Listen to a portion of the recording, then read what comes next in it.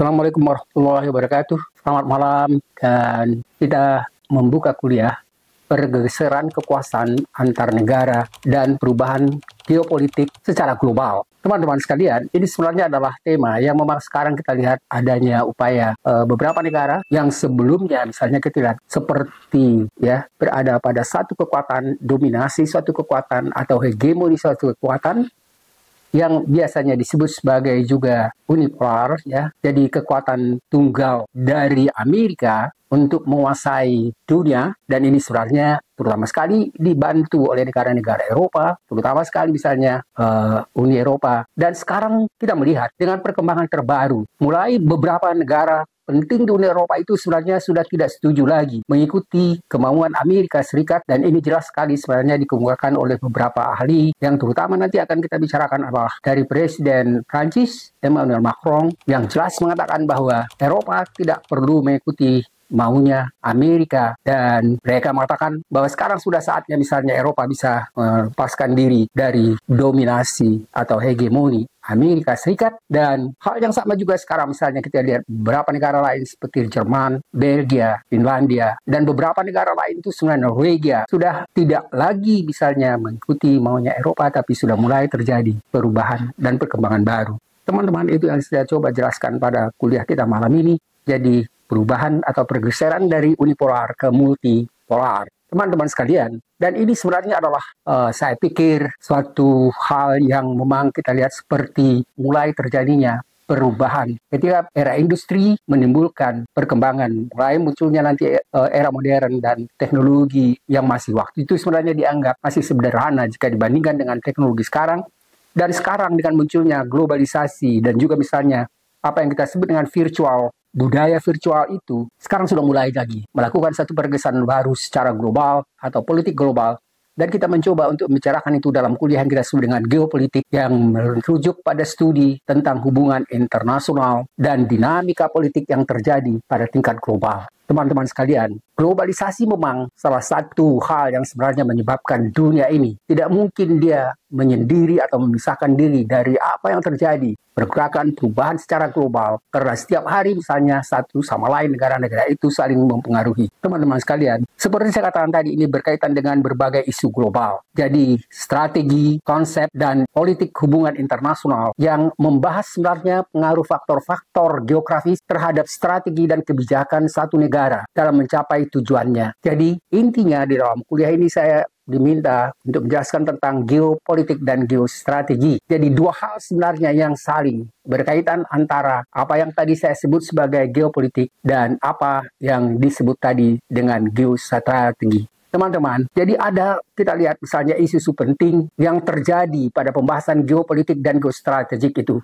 Sebenarnya begini, saya ingin mengungkap beberapa isu penting yang sebenarnya biasanya menjadi termasuk isu penting di dalam kajian strategik dan geopolitik. Yang pertama adalah persaingan kekuatan geopolitik. Yang dimaksud dengan persaingan kekuatan geopolitik global itu adalah pergeseran antara negara-negara besar dan implikasinya terhadap geopolitik global.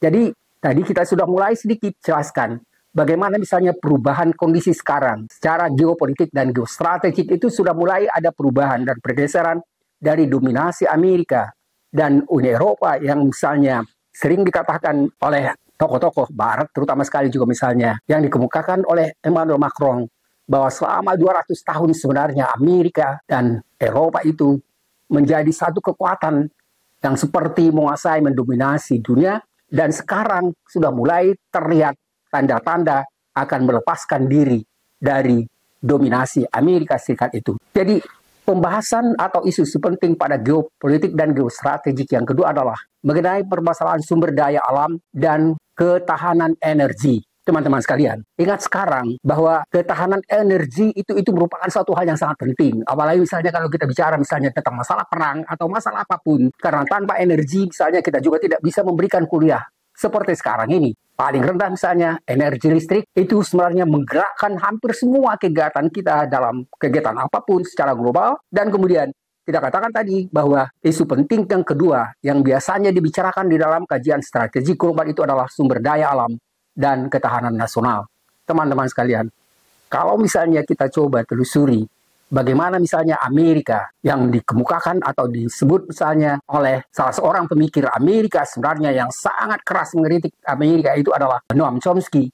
Dia selalu mengatakan bahwa Amerika itu sebenarnya selalu melakukan perang, terutama sekali ke negara-negara Arab atau Timur Tengah yang kaya akan sumber daya alam atau energi itu. Seperti misalnya Irak, Libya, segala macam itu dilakukan sebenarnya karena ingin memperoleh sumber daya alam, energi yang terdapat pada bumi negara-negara tersebut. Jadi tadi kita sudah kemukakan baru dua isu penting yang dibicarakan pada geopolitik dan geostrategik. Yang pertama tadi adalah persaingan kekuatan global, yang kedua adalah sumber daya alam dan ketahanan energi, dan yang ketiga adalah konflik regional. Sekarang kita bisa lihat konflik yang terjadi antara misalnya Rusia dengan Ukraina, kemudian yang sangat sekarang menjadi perhatian besar sebenarnya di seluruh dunia itu adalah perang antara Israel dan dengan Palestina, Gaza.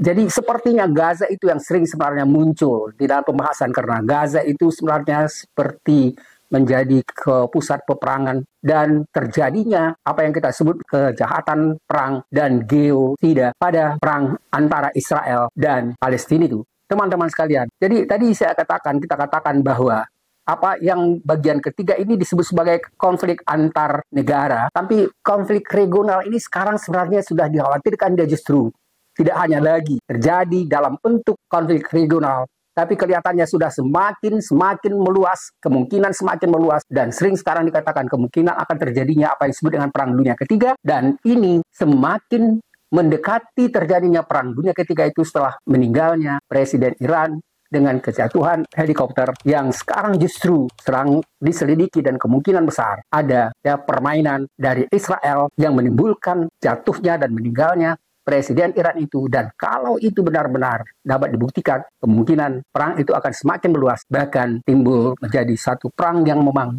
akan pasti dahsyat dampaknya apa yang kita sebut dengan Perang Dunia yang Ketiga. Yang keempat berikutnya adalah kemungkinan yang juga sebenarnya menjadi hal yang penting, yaitu permasalahan diplomasi dan kerjasama regional. Kita bisa melihat misalnya bagaimana misalnya permasalahan diplomasi dan kemudian kerjasama regional antara beberapa negara yang sekarang sudah mulai terbentuk lagi, kerjasama regional dan kerjasama diplomasi antara beberapa negara yang sudah semakin dekat antara Rusia, China, India, Afrika Selatan, dan beberapa negara lain, termasuk misalnya Korea Utara, seperti sekarang membangun satu kerjasama baru, dan ini sebenarnya pasti akan menimbulkan saingan yang luar biasa misalnya bagi kekuatan yang selama ini yang dikuasai oleh Amerika Serikat. Jadi teman-teman sekalian, jadi kita bisa melihat sekarang bagaimana pengaruh-pengaruh yang terjadi akibat terjadinya perang antara Palestina dan Israel, dan kemudian hampir di semua negara di Eropa itu mulai terlihat ada gerakan baru, perubahan baru. Ya bukan hanya sebenarnya di Eropa, tapi juga di Amerika Serikat sekarang kita lihat bagaimana dukungan yang luar biasa terhadap Palestina, dan mereka memang sudah tidak tahan lagi melihat bagaimana kekejaman yang luar biasa pada kejahatan perang yang dilakukan oleh Israel itu ke Palestina, terutama sekali yang terjadi di jalur Gaza.